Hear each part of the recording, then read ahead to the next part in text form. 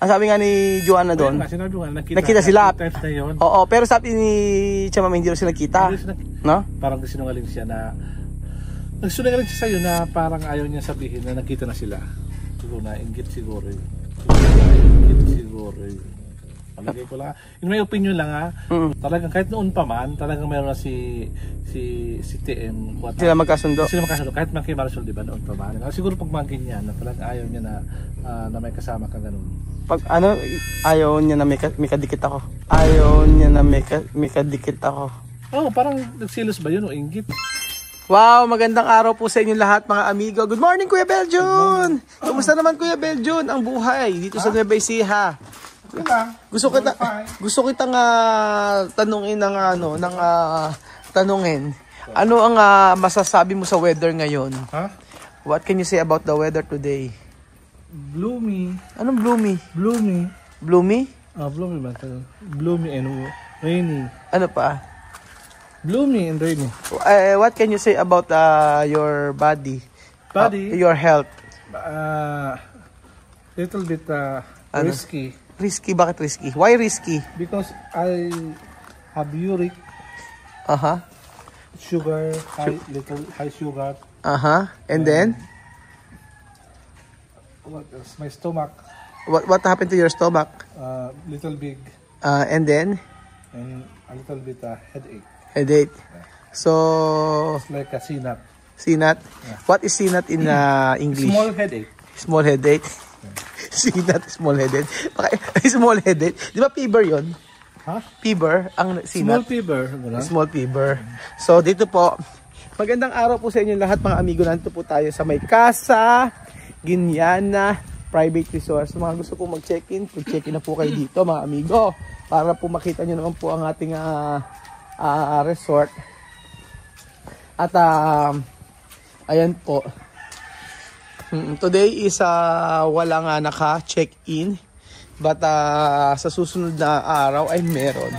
So, ay natumba na yung bulaklak Kuya Beljun. Ano ko pa naman yung bulaklak dito. Mga amigo, hindi ko pa gusto ko ipakita sa inyo yung flower. Ayan. Oo. Gusto ko pa rin pakita sa inyo yung flower o nagsusulputan na yung mga cactusin natin dyan. Ay, medyo no, yung bulaklak di natin na ipakita sa kanila. Ganda, no? Meron pa isa. Oo.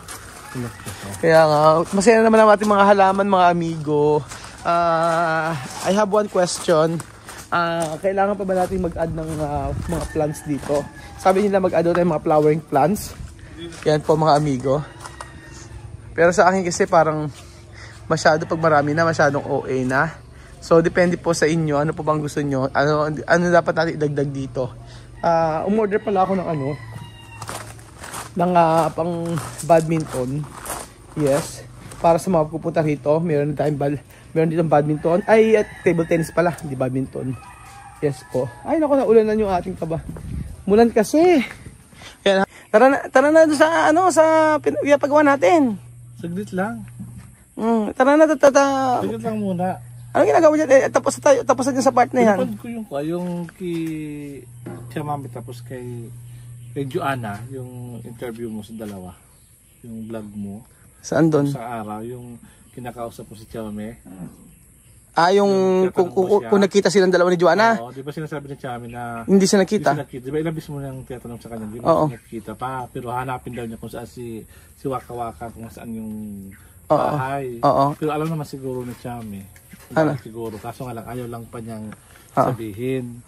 Nagsabi na di ba nagsabi na si Joanna? Ang sabi nga ni Joanna doon, sinabi ko nga, nakita sila. Times na yun. Pero sabi ni Chama hindi rin sila nakita. Hindi sila nakita kasi nga dahil siguro may parang parang sinungaling si Chame. No? Parang sinungaling siya na nagsungaling siya sa'yo na parang ayaw niya sabihin na nakita na sila. Kaya yun ang pananaw mo? Siguro ayaw niya siguro na baka biglang dalhin mo sa Pilipinas, parang gano'n, parang nagkaroon siya ng parang siguro na inggit siguro yun. Palagay ko lang. In my opinion lang wala man sa opinion ko lang siguro yun mga sa mga nanonood sa vlog. Opinion ko lang yun na parang talagang kahit noon pa man, talagang meron na si TM, kuha talaga siya. Hindi sila magkasundo. Kahit man kay Marisol, di ba, noon pa man. Di ba? Pag may mga babae pupunta diyan sa bahay nila, nagdala mo. Parang di siya, parang lagi si TM, laging kuha siya, alop ba yun? Lagi siyang alop na parang lagi siyang, parang ayaw niya na gano'n na lagi siyang may mga kasama. Kahit kasi na, buti nga, naging close nga lang siya kina Aya tapos Kisol, di ba? Dati, mga ba, ayaw talaga niya. Siguro pag mga ganyan, na talagang ayaw niya na may kasama ka gano'n. Pag ayaw niya na may kadikit ako. Oo, parang nagsilos ba yun o inggit? Di ko alam kung parang gano'n. Based on my opinion lang siguro. Siguro sa akin, based on my opinion lang. Di ko man, it's not generous to all the viewers na ganitong opinion. Basta sa akin yun lang. Ang nakapansin ko at nakikita ko at naramdaman ko. Yun lang siguro. Ibig sabihin mas nagsasabi ng totoo si Joanna.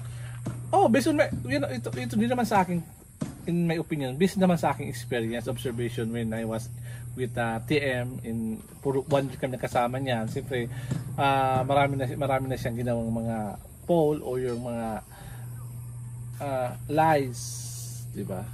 Yun white lies, totoong lies po yun, di ba? Ginagawa niya. Di ba ako nang sisira, yun lang based lang sa observation ko at sa aking naramdaman at paging pakilala ko kilala ko si Waka Waka, kilala ko si Joanna, kilala ko si Chamame. So, alam ko kung sino nagsasabi sa to, alam ko kung pwede ko siya may compare. Talagang magkaiba po talaga sila. At si Marisol, kilala ko rin si Marisol. So, lahat ng mga naging na-vlog ni Ruel na mga pamilya, mga babae, talagang kilala ko po yung kailang mga iba't ibang ugali po. So, based po sa aking opinion, yun nga po.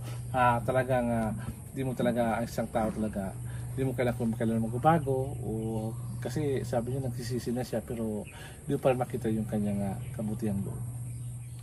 Halos tapos na to eh. Nilagyan na nila. Top coat na lang pala ang kulang. Ayan po mga amigo, ang ating napakagandang lamesa. Oo. Actually kahit na maulan naman yan, wala naman na problem. Inayos na nila yan.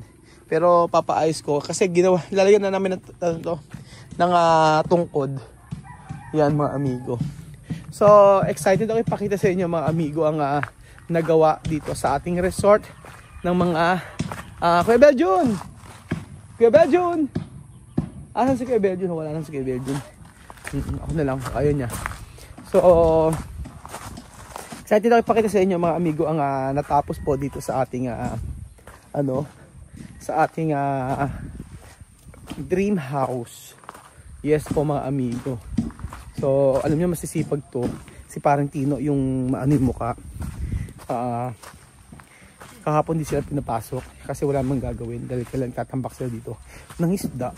Dami na kuwang isda. Binenta niya. Sobrang appreciate ko. Kaya alam niyo mga amigo,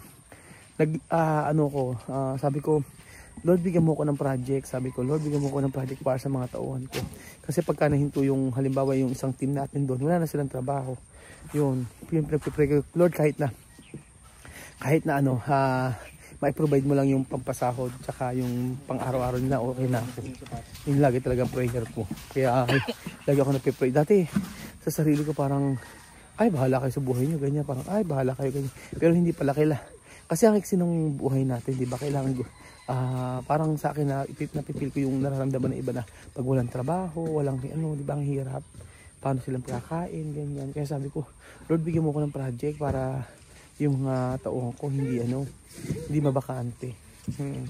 Pero praise God dahil hindi naman po nawawalan. So ayan na po mga amigo ang si parang Tino. Ano nangyari parang Tino? Ayan na, nabuhusan na nila lahat. Napuno na ba? Meron bang naglagay? Naman dumating ngayong ngayong araw walang dumating? Wala sir. Maulan kasi. Ilan kayo pumasok? 7 lang. Kanina yung dalawa hindi pumasok ngayon. Asan si Ninong? Hindi pumasok. Kanina andyan. Napuno na to. Ayan. Ganyan po siya. Napuno naman na siya. Ilan tambak na ere? 10 to? 10 ba? Kulang 10, de 10, 20, 30, 40. Na 80 nga yan, sabi nga ni Ninong. Pero natanggal na nila parang Tino yung yung mga magagamit pa natin yan no? Sa taas. Ba't binabakbak? Diyan nagami pa ako. Kaya nga eh. Kahapon eh, di kayo pumasok, ano? Half day lang, ano? Ano nangyari? Lakas ang ulan. Di kayo pinapasok ninong kahapon eh, no? Wala na pong panambak ha. Wala, hindi kinaya yung panambak. Ang pangit ng panambak ngayon, oh, putik-putik. Tingnan naman mga amigo. 10, ay kabila, 10 pa din. Paglalagay lang ng panambak.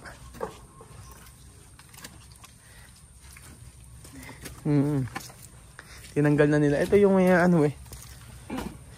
Tingin tayo mga amigo. Ayan yung mga naposte na nagawa na medyo matagal-tagal. Ang tasagal ng flooring niya oh. Pero titingnan natin mga kababayan ko. Pero ang hirap palang dumaan dito. Putik kung putik. Tapos nakaputi akong sapatos. Eh di wow. Ayan po mga amigo. Ito yung pinaka ano. Yung pinaka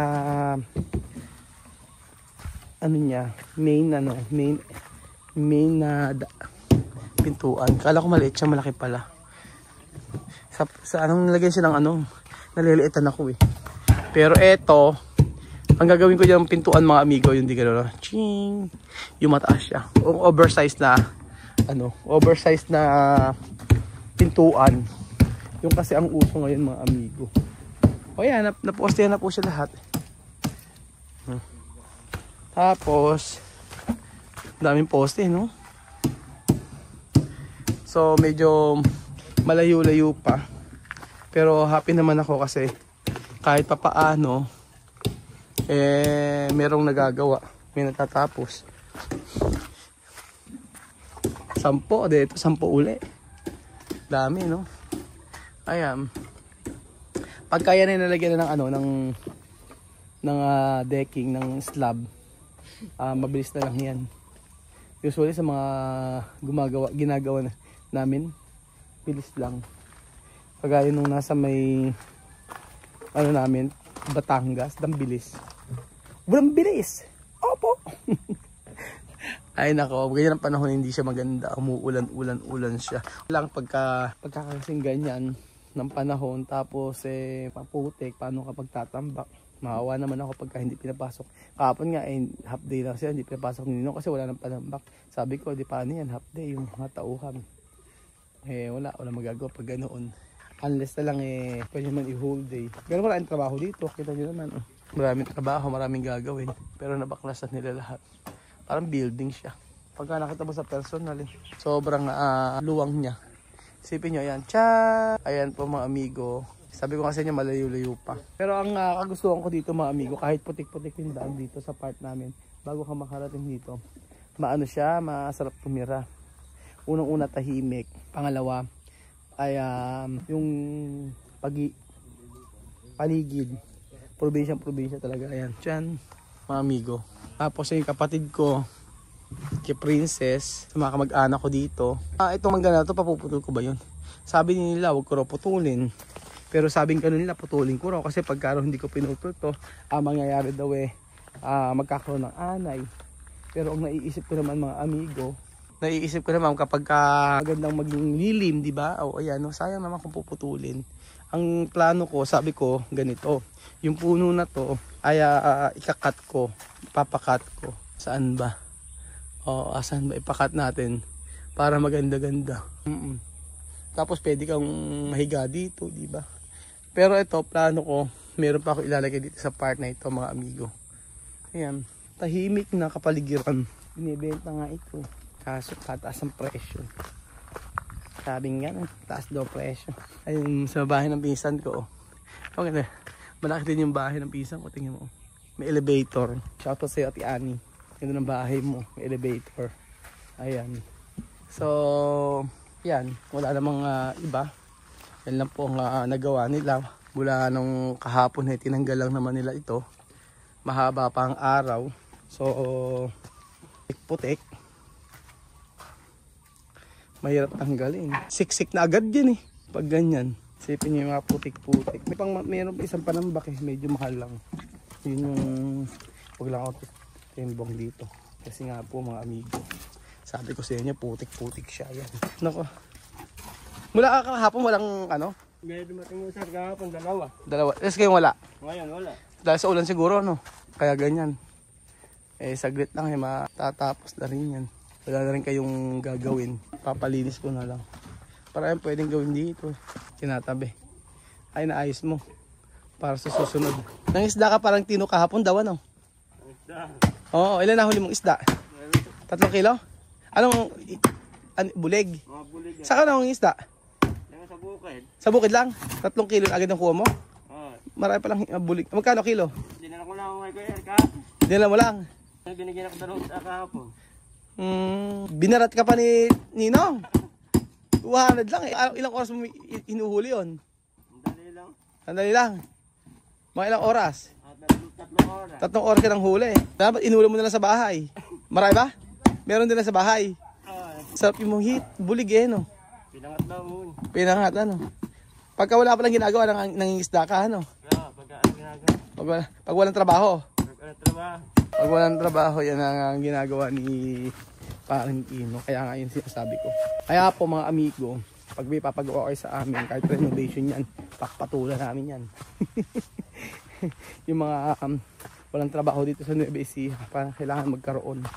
Kaya nga pag natapos kami, matatapos na yung project namin sa Cavite eh.